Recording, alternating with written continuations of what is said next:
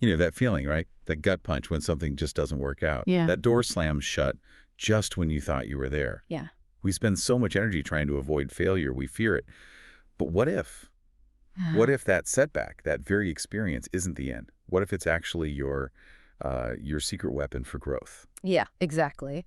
And today we're doing a deep dive into that very idea, the really transformative power of setbacks. We've got two fascinating sources lined up for you. First, there's this really personal story from a grant writer. She sees every rejection, literally every single one, as a step toward figuring out her unique ability. Okay. And then, totally different perspective, we'll look at a corporate turnaround, a company that basically decided to celebrate its biggest mistakes. Celebrate them. Yeah, and it led to some pretty remarkable growth. Okay, so our mission here is to pull out the practical stuff, the wisdom from these stories, and show you how failure can genuinely make you stronger, how it can lead you towards what some people are calling your superpower. And just to be clear, when we say superpower, we don't mean actual magic or anything. Right, not capes and flying. No. Yeah. It's more about how those painful lessons, that resilience you build, forge these indispensable skills, these like intuitive capabilities you just can't learn any other way. Let's get into it. So that first hit when things go wrong, we all know it. Yeah. It's universally agreed. Failure hurts. It's painful. Oh, absolutely. And our sources really drive this home. Juliet E. Moore, the grant writer we mentioned, she puts it plainly. It stings every time we fail.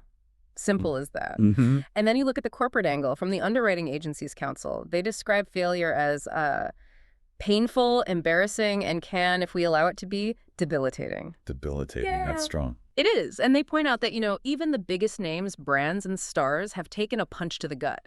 So nobody's immune to that initial sting. It's real no matter who you are. And often, psychologically, things like loss aversion kick in, making that pain feel even sharper. Exactly. That sting is real, undeniable. But here's where it gets really interesting. Both our sources, despite acknowledging that pain, pivot. They turn towards this surprising idea. Failure can actually be, empowering. It's fascinating how they both land there, isn't it? Juliet Evelyn Moore, her core message isn't just hang in there, it's almost defiant. She says, keep knowing failure leads to your superpower. Wow. Yeah, and she even says every time we fail, we get closer to our superpower. She practically dares it. Bring on failures. Bring on failures. That's a mindset shift. Huge shift. Yeah. And the Underwriting Agencies Council, their piece is titled, When Failure Becomes Your Superpower. They explicitly call the process empowering. So it completely flips the script, from something you dread and avoid to something you might actually leverage, actively use. So it's not if you fail, but what you do with it afterwards. Precisely. How you choose to engage with that experience. Okay, so if that initial pain is universal, what comes next? Let's zoom in on Juliet Moore's story. See how this plays out for an individual. She's a grant writer, and she says very matter-of-factly, I always fail. She operates in that space of ideas just outside the box and with no path to funding. Yeah, her experience is so specific, but I think anyone chasing big goals, especially slightly unconventional ones, can relate. Yeah. Get this. In the 3 weeks right before she wrote her piece, her team had 3 grants fail. 3 in 3 weeks. Yep. One that very morning she was writing, another just 2 days before that, and one while she was on vacation. Oh, man. You can't even escape it on vacation. Right. It just paints this picture of what she calls the never-ending chorus of not being funded this time or not resubmitting either. Constant rejection. Okay, so looking at that constant stream of no, what do you think is happening there? How does she turn that constant rejection into strength? It feels like more than just being stubborn, right? Oh, it's definitely more than stubbornness. I think it's a really powerful form of real-world learning, empirical learning almost. Juliet's story isn't just about gritting her teeth. It's about systematically finding out what doesn't work. And by doing that, she sharpens her instinct for what might. Ah, okay. So each failure filters things out. Exactly. She talks about embracing this whole cycle. Writing, waiting, failing again.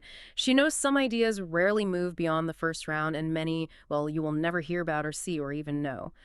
But by wading through all that messiness, she's not just learning about grant writing, she's forging this unique capability, this deep practical wisdom that only comes from repeatedly hitting reality head on. Like building a muscle you didn't know you had. Precisely. It's the kind of skill you just can't get from a textbook, It has to be earned through that lived experience of trying and failing and trying again. That personal resilience is incredible, forging unique skills through just iteration after iteration, Now let's think bigger.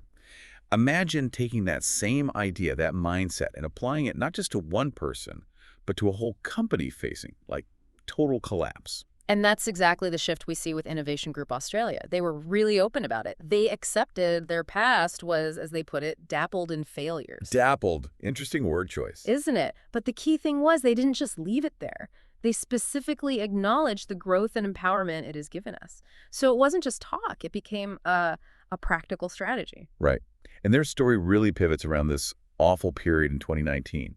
The managing director, Drew Schnickhoj, talks about experiencing the devastating loss of client satisfaction, trust, and ultimately their business. I mean, that sounds like rock bottom for a company, the kind of thing that could just sink you. Totally. But instead of pointing fingers or just trying to, paper over the cracks, they asked a really different question. They asked, how do we recover? And that's a huge question for anyone, isn't it? Any team or person facing a major setback. How do you actually transform from this, not just survive it? Exactly. And what's so useful here is that they didn't just ask the question. They developed this really concrete 7-step process, a kind of blueprint for turning that massive failure into a corporate superpower, building adaptive strength. Okay, let's break that down. What were the steps? Right. So first, and this is critical, they decided to stop complaining. Just stop. Analyze what went wrong once, learn the lessons, and move on from dwelling on it. Get past the blame phase. Precisely. Second, they took what they called radical responsibility. They owned it. Said, we failed epically because we did not adapt, pay attention to, or manage the situation appropriately. No excuses. Just using it to figure out how to improve. That takes guts, especially as a team. Absolutely. Then third, and this is the really counterintuitive part, they celebrated the failure. Celebrated it? How? They reframed it. They saw an epic fail as proof they were trying something epic. They argued you have to dream big to achieve big, so the scale of the failure reflected the scale of their ambition. It was a powerful psychological move. Okay, wow. What else? Fourth, they did a full team debrief, asking the hard questions. What worked? What did not work? What should or could we have done differently? What did we miss completely? Creating those feedback loops. So really dissecting it. Thoroughly. Fifth, they consciously recommitted as a team, finding the emotional and professional strength to move forward and try again. Rebuilding that collective drive. Important for morale, I bet. Crucial. Sixth, based on all that learning from the debrief, they created a detailed plan. And seventh, they executed that plan. Really executed it. Took massive action to create momentum over the next 2 years. They implemented all those lessons, even while dealing with, myriad of change, COVID, and growth. So they stuck with it through thick and thin. And the outcome? The turnaround was, in their words, spectacular and evident. You could see it in every client feedback and at the end of every successful claim. So this shows it's not just about vaguely learning from mistakes. It's a really disciplined, intentional, even cultural shift, right? By celebrating the epic fails, they basically defanged the fear of failure in the organization. Exactly. It allowed for that radical honesty, that collective ownership. Blame wasn't the point. Learning and adapting became the fuel. It fostered strategic agility. Okay, so pulling these two threads together, the personal grant writer story and the corporate turnaround, what's the common theme here? I think what both really show is that the knowledge you get from failure isn't just a list of don'ts. It's about who you become because you went through it. Both sources really emphasize this. This real knowledge, they say, isn't something whittled down by requirements or found by staying in the corporate box. Right. It comes from the messy reality. Yes, exactly. From the friction of actually trying things and having them not work out sometimes. And this isn't just for, like, a few exceptional people or companies? Apparently not. The corporate source actually mentions general surveys on this topic. They found an above average of participants across the board, people who'd experienced failure, agreeing that learning from it and moving on is the best way forward. So it suggests this skill, this ability to turn failure into fuel, is actually pretty widely recognized. And maybe more attainable than we think. I think so. It highlights that the crucial bit isn't that you failed, but what you do with the failure, how you actively engage with it. Juliet's persistence, her constant iteration, and Innovation Group's really structured recovery plan, they both show this active process. They didn't just brush themselves off. They dug in, interrogated the failure, pulled out the lessons, and used that hard-won knowledge.